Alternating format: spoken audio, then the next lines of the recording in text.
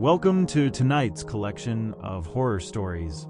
These are the 5 tales from ChatGPT, which could be inspired by real ones. Turn off the lights, sit back, and let the fear take hold.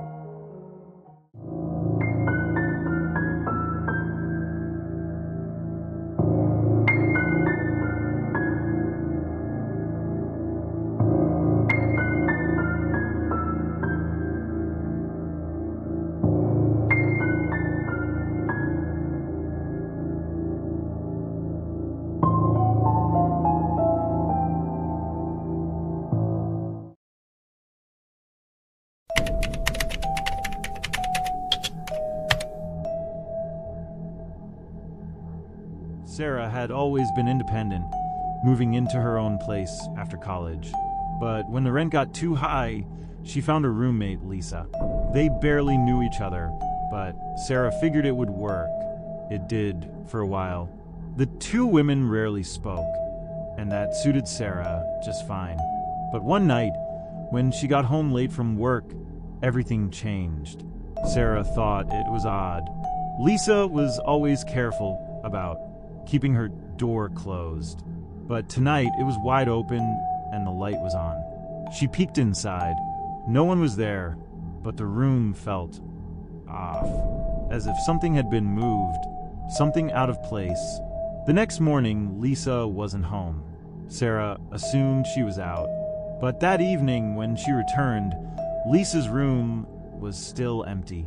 The door was now closed. Everything seemed normal, except Lisa never came home. Sarah texted her, called her, but no reply. That night, she started to feel an unsettling sensation, like someone was watching her from the other side of the apartment. But the apartment was empty. Days went by without a word from Lisa. Sarah called the landlord, who confirmed there was no one named Lisa on the lease. She asked the neighbors. None had seen her in days. Sarah checked Lisa's room again, but this time when she opened the door, it was completely empty. No clothes, no personal items, not even a toothbrush. And that's when she realized the truth. Lisa had never been real. She had never lived there.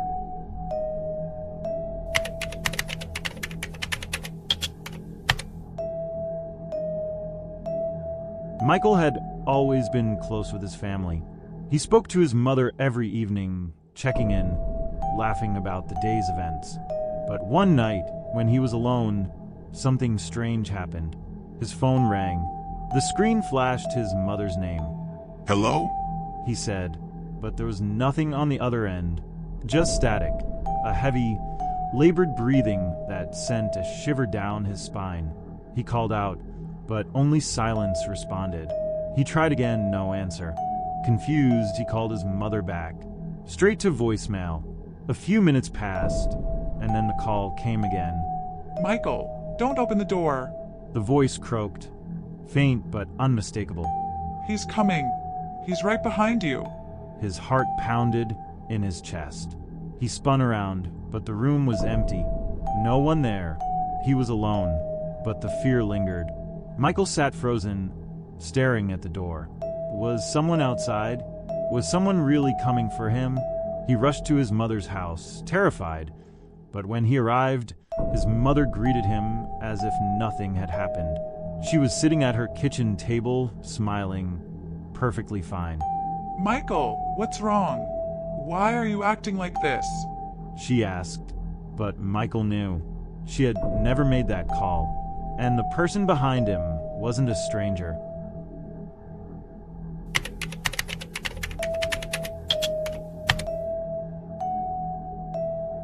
Ethan had always lived a quiet, uneventful life in his small neighborhood. But there was something about Mrs. Monroe that unsettled him. She was an elderly woman who lived alone across the street, and every time Ethan stepped outside, he'd feel her gaze on him. Through her front window, her eyes never left him. At first, he thought it was his imagination, but then it became a pattern. No matter what time of day, whenever Ethan was outside, Mrs. Monroe was there, behind the curtains, watching him. He began to feel trapped in his own life, as if her eyes followed his every movement, even when he went inside. One evening, he decided to confront her. He knocked on her door, no answer. The door was locked, and when he peered through the window, he saw something chilling. Mrs. Monroe's reflection in the glass, but she was nowhere to be seen. The room was empty. The next morning, he sees a local obituary in the paper. Mrs. Monroe had died 3 days ago, and yet he sees her every day.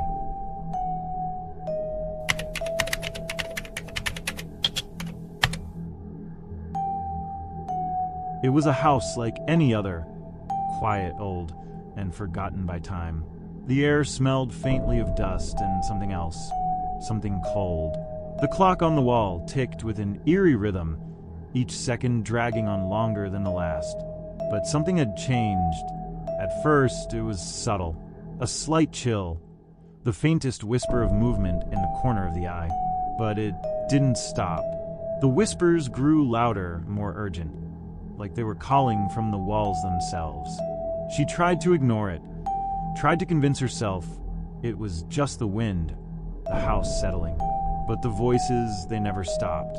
One evening, as the sun dipped below the horizon, she heard it clearly, distinct and chilling, a soft voice, too soft to be real, but unmistakable in its urgency. Help me. She turned, but the room was empty. The clock ticked louder now, and she realized, with growing horror, that it wasn't ticking in sync with time anymore. The hands were moving backward, slowly at first, then faster. She tried to stop it, but the harder she tried, the faster the hands spun. And then, just as the last chime of the hour sounded, the voice returned. This time it was no longer a whisper. It was a scream that came from within her, from the walls, from the very air around her. The clock stopped.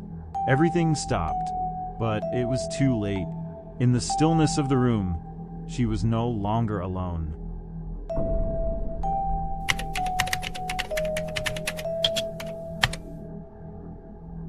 It began like any other night, calm and uneventful. He sat in his living room, eyes fixed on the television, the soft hum of the lamp his only companion. But then he noticed something strange, a shadow in the corner of the room. At first, it was barely noticeable, a flicker at the edge of his vision. He thought it was just his tired eyes playing tricks on him. But the shadow didn't disappear. It moved, slowly, deliberately. It shifted across the wall, following him. He could feel its presence, the weight of it pressing down on him like 1,000 unseen eyes. He turned his head. Nothing. He looked back at the TV. The shadow was gone, but the unease remained. Every so often, he'd catch a glimpse of it, just a flicker in the corner of his eye. But every time he looked, it would disappear. That's when he heard it, a soft, barely audible breathing. Close. Too close. He stood up, heart racing, his pulse thundering in his ears. The room was empty, still, but the feeling of being watched grew stronger, more oppressive. The breathing continued. He stepped backward slowly, his eyes scanning the room. But when he looked at the mirror on the far wall, he saw it, the shadow, standing right behind him, its face just inches from his ear. It didn't speak, but he could hear it clearly in his mind, as if the words were written in the air itself. I've been watching you. Thanks for watching the video. Please make sure to like and subscribe if you want more of ChatGPT and real stories. And at the end, sleep tight and be careful out there.